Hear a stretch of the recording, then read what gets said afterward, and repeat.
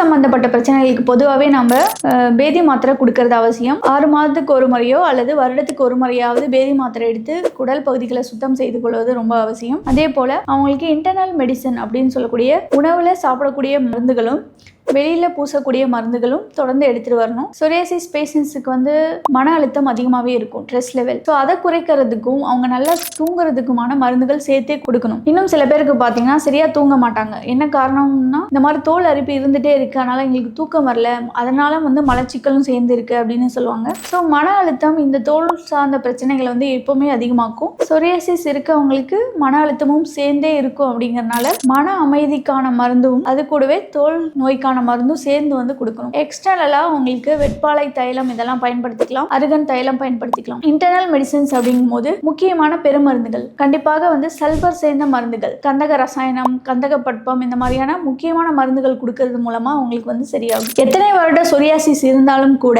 அது 3 மாதத்துல இருந்து 4 மாதம் தொடர்ந்து ஆதிகத்தில் ஹெல்த் கேர்ல மருந்து எடுத்துட்டு வரது மூலமா உங்களுக்கு முழுமையாவே குணமடையும்.